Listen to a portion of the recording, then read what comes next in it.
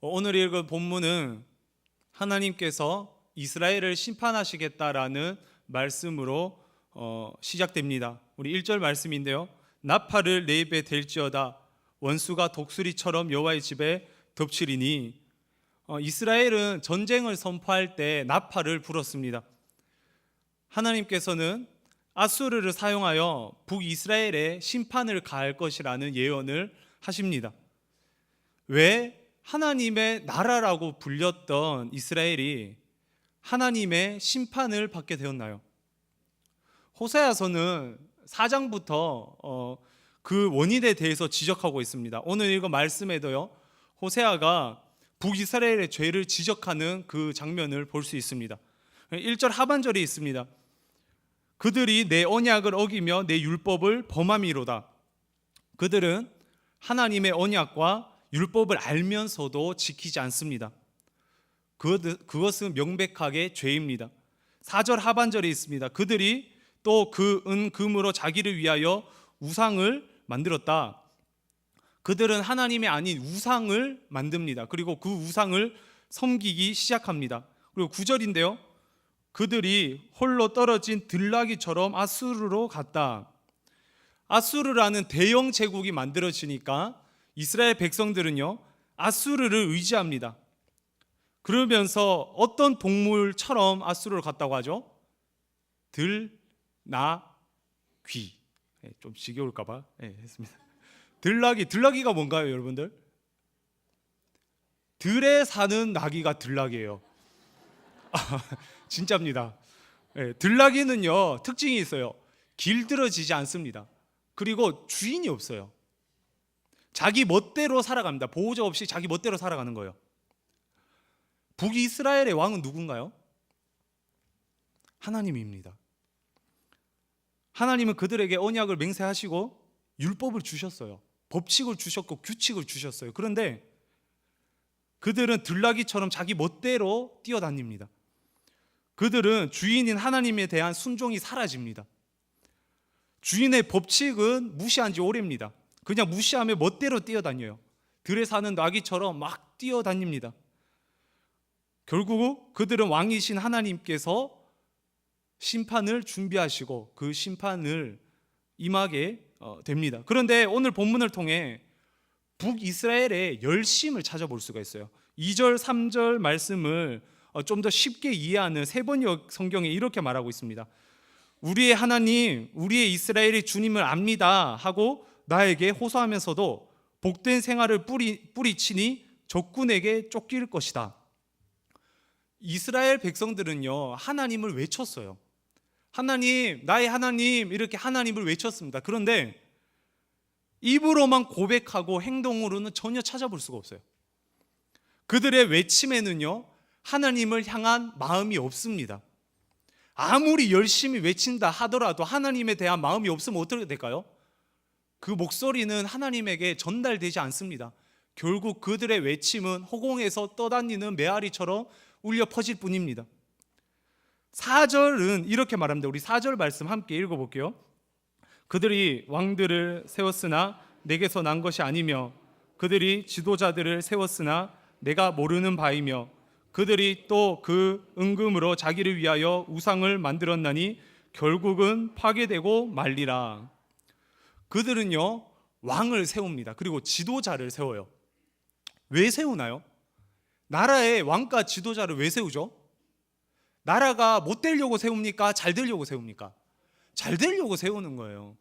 그들은요, 나라가 잘 됐으면 하는 마음에 열심을 다해 여러 가지 방법을 통해 나라를 부강하게 만들려고 노력을 합니다. 하지만 왕과 지도자는 하나님의 마음에 합한 자들이 아니었어요. 그래서 하나님은 이렇게 말합니다. 4절 중반의 말씀인데요. 내가 모르는 바이며. 모른다는 거예요. 왕과 지도자가 누구인지, 그리고 너희들이 얼마나 열심히 이렇게 나라를 위하여 애쓰고 섬기는지 하나님에게는 전달되지 않아요. 하나님께서 모른다라고 얘기를 합니다. 북이스라엘은요, 나름 열심히 살았습니다. 사실 그 당시 세계를 호령하던 아수르에게 동맹을 맺는다는 것은 매우 적절한 외교 활동이에요. 10절 전반절을 봐도 그러합니다. 그들이 여러 나라에게 갑을 주었다. 그들은 적절한 종교 외교 활동을 통해서 많은 다양한 국가와 좋은 관계를 맺으며 살아갔습니다.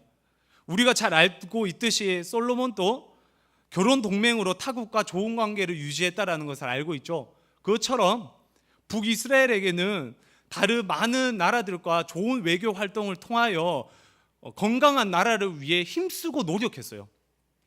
하지만 어떻게 되나요? 10절 하반절 말씀입니다. 우리 10절 하반절 말씀에 보면요, 쇠약이 시작하리라. 어떻게 된다고요? 쇠약이 시작하리라. 잘 된다고요? 못 된다고요? 못 된다고 얘기하는 거예요. 너희들이 그렇게 열심히 왕과 지도자를 세우고 그렇게 열심히 외교 활동을 해도 너희들은 쇠약이 시작하리라. 망해버린다라는 거예요. 오늘 말씀에서 나오는 북이스라엘 삶의 모습을 정리해 보면 어떻습니까? 북이스라엘이 놀면서 살았던 게 결코 아닙니다. 흥청망청 음주 가무를 즐기며 살았던 것이 아니에요. 입으로는 하나님을 열심히 외쳐댔습니다. 그리고 나름의 종교를 다 만들어서 열심히 종교 활동을 했어요. 정치적으로는 나라가 잘 되기 위해서 왕과 지도자를 적절히 배치하여 그 내부적으로 튼튼한 나라를 위해 노력을 합니다. 외교적으로는 적절한 외교 활동을 통해 안정된 나라를 만들려고 부단히 노력을 합니다. 그럼에도 불구하고 하나님께서는 그들을 향한 심판을 감행하십니다. 그들의 행동에 대해서 모른다라고 얘기해요. 왜 이렇게 되는 건가요? 그들의 열심의 중심에는요, 하나님이 없었습니다. 하나님이 중심에 없는 열심은 하나님께서 기억하시지 않아요. 아무리 열심을 다해서 하나님을 외치면 뭐합니까? 그 외침 가운데 그 외치는 사람의 가슴에는 하나님에 대한 신앙이 없습니다. 아무리 열심히 나라를 위하여 애쓰고 노력하면 뭐합니까? 그 마음에는요, 하나님을 향한 열심이 없어요. 오늘 본문을 통해 우리가 알 수 있는 진리가 있습니다. 하나님께서는 열심의 행동뿐만 아니라 열심의 중심을 보신다라는 거예요. 우리가 아무리 열심을 다한다 하더라도 하나님을 향한 중심이 없다면 하나님께는 기억이 되지 않습니다. 우리는 성경에 나오는 첫 번째 살인에 대해서 너무 잘 알고 있습니다. 첫 번째 살인 사건이 언제 일어났죠? 가인과 아벨이죠. 가인은 아벨을 향해 분을 품습니다. 그리고 그 분을 적절하게 다스리지 못해요. 결국에 들에 있는 아벨을 쳐 죽입니다. 그런데 신기한 것은요, 그들이 뭘 하다가 갈등이 생기게 되었던 거죠? 예배요, 예배. 하나님께서는 가인과 그의 재물을 받으시지 않으셨습니다. 그것이 갈등의 원인이 되는 거예요. 여기서 성경에는 참 신기한 말을 합니다. 여호와께서 가인과 그의 재물을 받으시지 않으셨다. 참 신기하지 않습니까? 하나님께서는 예배를 받으시는 것을 기뻐하십니다. 그런데 받으시지 않으세요. 가인은 땅의 소산으로 재물을 드립니다. 가인이 땅의 소산으로 재물을 드렸다라는 것은 그냥 가만히 뒀다가 잘 자라나는 그릇 식물을 잘라서 준 건가요? 열심히 자기 나름대로 열심을 다해서 농사를 지었어요. 그것은 가인의 수고와 땀으로 만든 재물이었습니다. 그럼에도 불구하고 그 재물을 받으시지 않으세요. 왜 받으시지 않으셨나요? 그의 마음의 중심에는 하나님이 없습니다. 아무리 열심을 다해서 재물을 준비하면 뭐합니까? 아무리 열심을 다해서 예배를 준비하면 뭐합니까? 만약 그 열심에 하나님이 없다면 하나님께서는 그 예배와 그 재물을 받으시지 않으세요. 동일하게 저와 여러분들도 우리들의 신앙과 우리들의 삶의 현장 가운데 그 마음의 중심에 하나님이 계시는지를 항상 살펴봐야 합니다. 북이스라엘 백성처럼 열심을 다해 살고 있지만 그 열심 가운데 하나님이 없다면 우리는 그 열심을 통한 열매를 맺을 수가 없어요. 가인처럼 열심을 다해 예배를 드려도 그 열심 가운데 하나님이 없다면 그 열심을 통한 예배는 하나님께 전달되지 않습니다. 하나님께서는 열심의 중심을 보시는 분이세요. 열심히 사는 것은 매우 중요합니다. 하지만 동시에 우리의 열심 가운데 하나님이 있는지를 항상 살펴봐야 한다라는 얘기입니다. 우리의 가정 가운데서도 우리 나름대로 열심이 있나요? 우리의 가정 생활의 열심에 하나님이 중심이 있는지를 살펴보시길 간절히 소망합니다. 우리의 직장 생활 가운데 열심이 있나요? 그 열심 가운데 과연 이 열심이 하나님을 향한 열심인지 아니면 나의 유익을 위한 열심인지를 살펴보는 저와 여러분들 되시길 간절히 소망합니다. 하나님께서는 이스라엘 백성에게 주신 10가지 계명이 있습니다. 그중 마지막 계명은 출애굽기 20장 17절 하반절 말씀을 보면요, 이렇게 나와요. 물은 내 이웃의 소유를 탐내지 말라. 소유를 뭐 하지 말라고요? 탐내지 말라. 탐내지 말아라는 거예요. 여러분들, 탐내는 것은 어디서 드러나는 죄인가요? 제가 지금 방금 뭘 탐냈습니다. 뭔지 아시겠나요? 모르겠죠? 네, 방금 물을 탐냈습니다. 알 수가 없어요. 탐내는 거는 마음의 죄라는 거예요. 마음의 죄. 10번째 계명에서 이웃과의 죄, 살인, 간음, 도둑질, 거짓 증거 등 이런 이웃과의 관계는요, 객관적으로 나타나는 죄예요. 드러나는 죄입니다. 그런데 마지막 10계명이 우리를 참 불편하게 합니다. 탐내지 말라.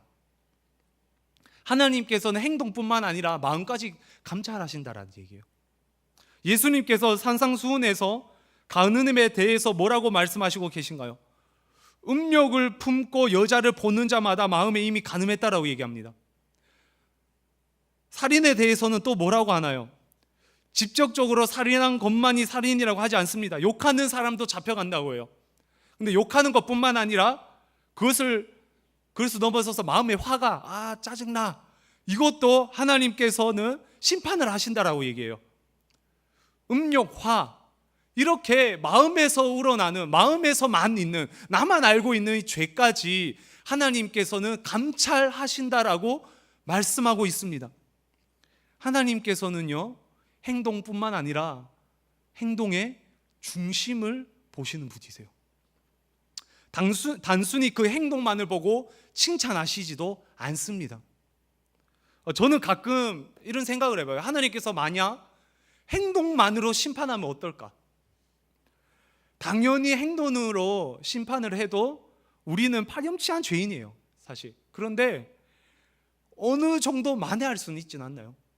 우리가 열심히 돈을 벌어서 성교 헌금을 내고 구제 헌금을 하고 어려운 사람들 도와주면 나의 죄가 조금 감춰질 것 같습니다. 시간 날 때마다 봉사의 일을 열심히 하면서 하나님을 섬기면 됩니다. 이웃을 섬기면 됩니다. 선한 행동으로 우리의 잘못을 감출 수는 있어요. 그런데 하나님께는 그걸로 안 된다라는 거예요. 하나님은 우리의 열심 가운데, 그리고 우리의 선한 행동 가운데 마음의 중심을 보신다라는 것입니다.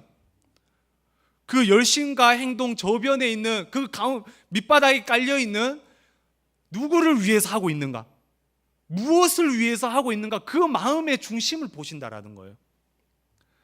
사실 오른손이 한 일을 왼손이 알게 하면 참 즐겁습니다. 남들한테 인정받고 칭찬받으면 이 선한 일을 자꾸 할 수 있게 돼요. 하지만 하나님께서는 행동을 보는 것이 아니라 그 행동의 마음의 중심에 있는 그것을 보신다라는 것입니다.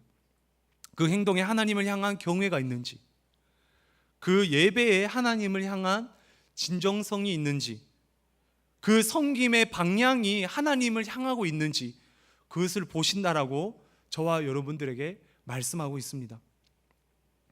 저명한 사회학자 커밍 워크라는 사람이 있습니다. 그는 성공한 사람들을 대상으로 몇십 년 동안 장기간에 걸쳐 연구를 했습니다. 그래서 성공한 사람의 4가지 성공 요인을 발견하게 돼요. 첫 번째는 지능입니다. 지능. 이 성공한 사람들은 여러 가지 다양한 지적 능력을 가지고 있었다고 합니다. 그리고 두 번째는 지식입니다.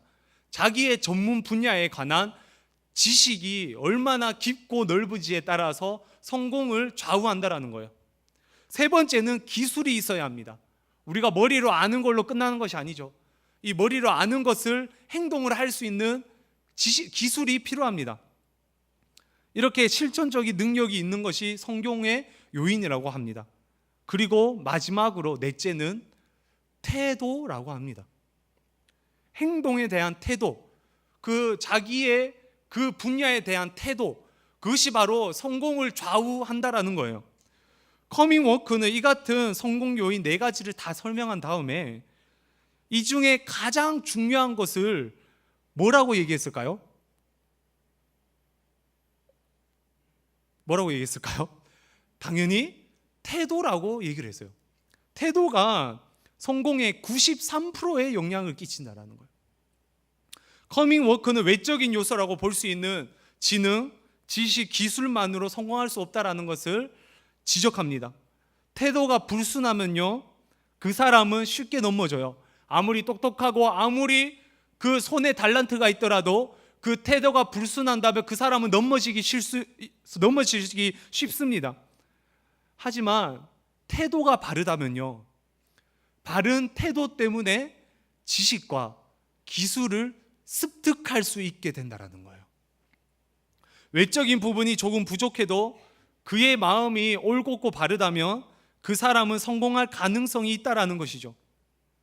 이런 사회학적 연구의 결과는 세상의 진리이자 규칙을 설명하고 있는 성경의 내용을 반영해 주고 있지 않습니까? 아무리 힘을 쓰고 열심을 다해서 노력한다 하더라도요, 마음의 중심에 하나님이 없다면 그 사람은 넘어지는 거예요.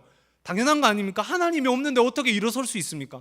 그 사람들은 서 있다 하더라도 넘어진 거나 다름없고 멀리 가면 갈수록 넘어질 수밖에 없다라는 거예요. 그러나 우리 마음 가운데 하나님이 자리 잡고 있다면, 하나님이 자리 잡고 있다면 흔들릴 수는 있지만 다시 일어설 수 있습니다. 왜 그런가요? 하나님이 마음의 중심에 있는데 어느 누가 방해할 수 있겠어요? 하나님께서 다시 일으켜 세워주시고 하나님께서 다시 붙잡아 주시는 거 아닙니까?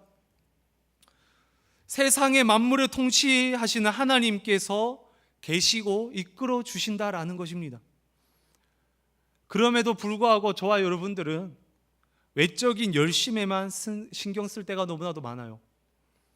외적인 열심에만 신경 쓴다는 것이 어떤 것입니까? 예를 들어 나의 유익을 위해서만 살아가는 것, 나의 소유의 확장을 위해서만 살아가는 것, 다른 사람들이 나를 어떻게 볼 것인가에 대해서만 생각하며 살아가는 것 등등, 이런 것들이 바로 이런 외적인 열심에만 신경 쓰는 것일 거라 생각합니다.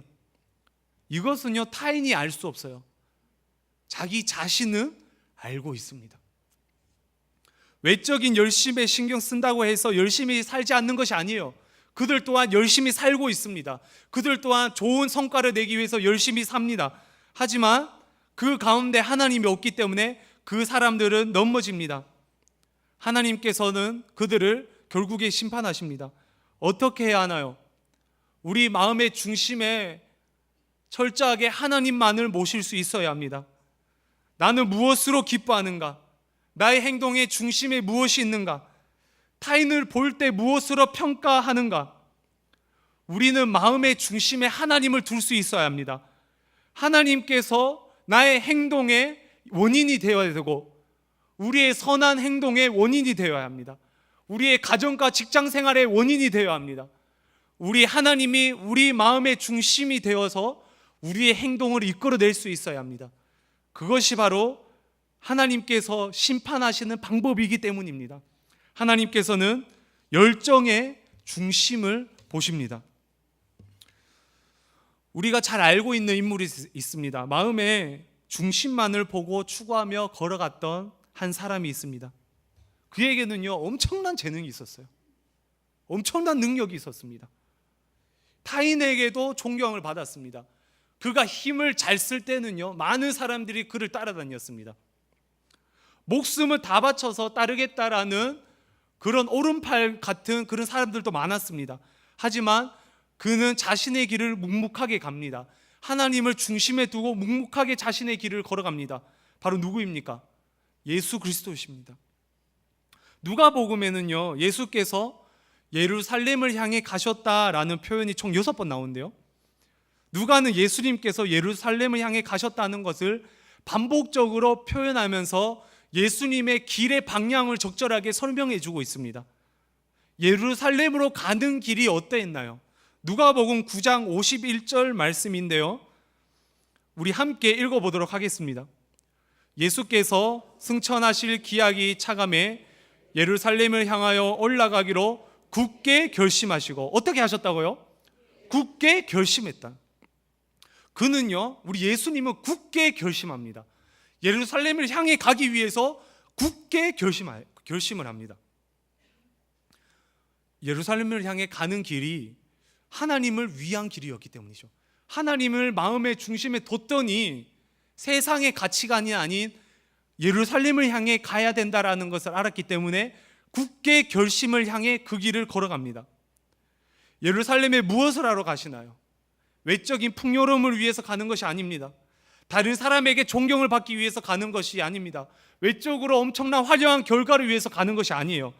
예수님은 십자가에 달려 죽기 위해서 그 길을 걸어가세요. 예수님의 열심의 중심에는요, 다른 사람을 찾아볼 수 없습니다. 오직 하나님만 찾아볼 수 있습니다. 53절 말씀입니다. 우리 함께 읽어보도록 하겠습니다. 예수께서 예루살렘을 향하여 가시기 때문에 그들이 받아들이지 아니하는지라. 어떤 말이냐면요, 예수님께서 예루살렘으로 가니까 그 주위에 있는 사람들이 예수님을 환영하지 않는 거예요. 이거는 간접적으로 설명하고 있습니다. 예수님을 따르는 무리들이 하나하나 없어진다라는 거예요. 제자들이 한 명 한 명 떠나가는 거예요. 급기야 제자들은 따지기 시작하고요, 그리고 그중 한 명은 그를 배신합니다. 마음의 중심에 하나님이 없었기 때문에 그는 예수님을 쉽게 배신합니다. 결국 그의 생의 마지막에는 외롭게 십자가에 혼자서 달려 돌아가십니다. 왜 그렇게 했나요? 이 세상의 왕이시라면 천군 천사를 보내서 그 무리들을 박살내고 나라를 세워야 되는 거 아닙니까? 금은 보화를 모아서 튼튼한 나라를, 대국을 만들어서 세상을 호령해야 되는 거 아닙니까? 하지만 예수님의 그 행동의 결과에는 호화로운 결과를 찾아볼 수가 없어요. 그에게 찾아볼 수 있는 것은 하나님을 향한 마음, 그것만 찾아볼 수가 있다라는 것입니다. 하나님의 뜻이 고난이고 십자가였기 때문에 예수님은 묵묵하게 예루살렘을 향해 걸어가십니다. 사랑하는 신일의 성도 여러분들, 열심의 중심에 이렇게 하나님이 있어야 해요. 열심의 중심에 내가 있으면요, 때때로 호화로운 것을 누릴 수가 있습니다. 하지만 그 호화로움은 잠깐일 뿐이에요. 열심의 중심에 내가 있고자 하는 유혹은 날마다 찾아옵니다. 하지만 우리는 예수님이 했던 것처럼 굳게 결심해야 합니다. 그래서 예루살렘을 향해 가셨던 것처럼 우리는 하나님의 길을 향해 걸어갈 수 있어야 합니다. 하지만 그렇게 하기 쉽지가 않아요. 그러나 그렇게 하신 예수님이 있기 때문에 우리는 도움을 청할 수 있습니다. 예수님께서는 그렇게 하셨습니다. 예수님께서는 본을 보여주셨습니다. 우리의 본대신 예수님과 함께하면 된 줄로 믿습니다. 외적인 부분을 추구하고 열심히 중심에 하나님이 아닌 다른 것이 있었다면 굳게 결심하면서 하나님을 마음에 두시는 저와 여러분들 되시길 간절히 축원합니다. 그것은 때때로 가족들이나 친구들이 싫어하는 노선일 수도 있어요. 하지만 하나님께서는 기억하십니다.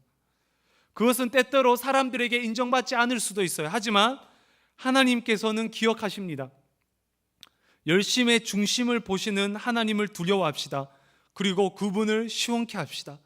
우리 마음속에 있는 그 길을 행하신 예수님에게 도움을 청합시다. 중보자 대신 예수님께서 도와주실 줄 믿습니다. 오늘 본문 7절 말씀인데요, 우리 함께 다 같이 읽어보도록 하겠습니다. 그들이 바람을 심고 광풍을 거둘 것이라. 심은 것이 줄기가 없으며 이삭은 열매를 맺지 못할 것이요 혹시 맺을지라도 이방 사람이 삼키리라. 아멘. 중심에 하나님이 없는 이스라엘 백성들의 결과를 나타내주고 있어요. 하나님이 없는 열심은 무엇을 심는 거라고 하고 있나요? 바람을 심는 거래요. 바람을 심어서 광풍을 거둔대요. 여러분들, 바람을 심어서 광풍을 거두면 눈에 보이는 게 있나요? 얻는 게 있나요? 전혀 없어요. 그냥 날아가는 거예요. 어떤 것을 심냐?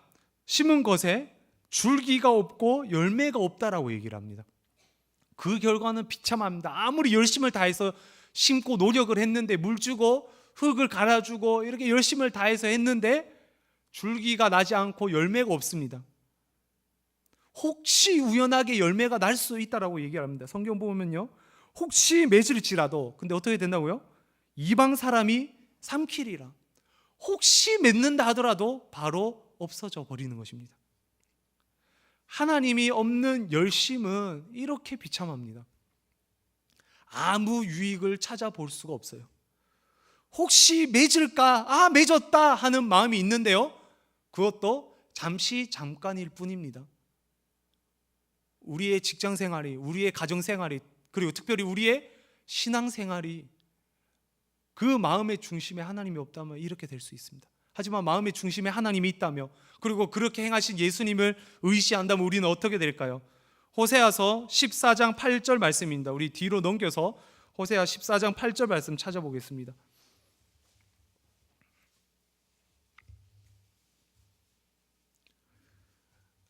중간에 내가 그들을 돌아보아, 여기서부터 읽겠습니다. 내가 그를 돌아보아 대답하기를 나는 푸른 잣나무 같으니 내가 나로 말미암아 열매를 얻으리라 하리라. 할렐루야.